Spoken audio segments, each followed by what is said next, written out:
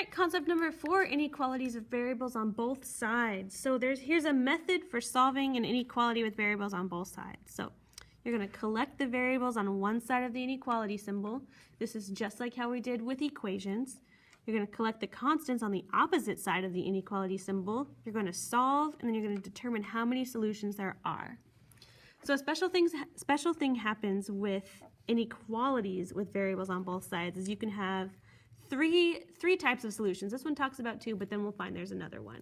Okay, so if I have an inequality with 2 expressions on either side, and I move all the variables to one side, say I subtract x, and I get something that says 2 is less than 5, that is a that is a true inequality. So if you have a true inequality where all of the variables are gone and you're left with something that is true, my solution is all real numbers. I can plug in any number and it's going to be true.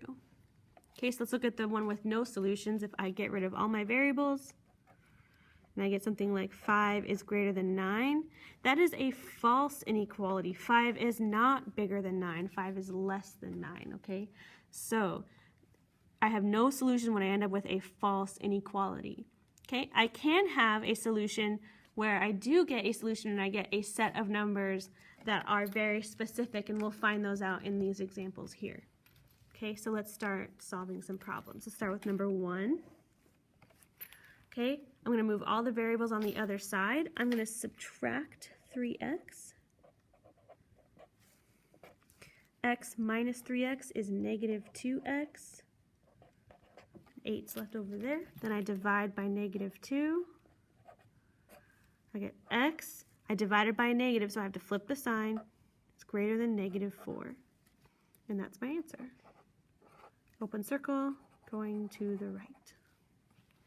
Okay, so this one has a set of solutions that is very specific. This solution set is all numbers that are greater than negative 4. So you can have either all real numbers, no solutions, or a set of numbers that is greater than a certain number. Okay, so let's do number 2. I'm going to move all my x's on one side. Okay, 6 minus 3.5 is 2.5x. Okay, I'm going to add 1. So 2.5x is less than or equal to 5.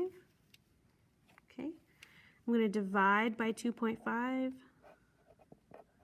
and I get x is less than or equal to 2.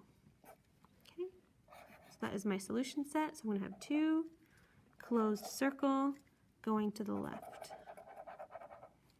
All right, and that's it. In the next video, I'm going to do examples 3 and 4, then 5 and 6, and then the word problem.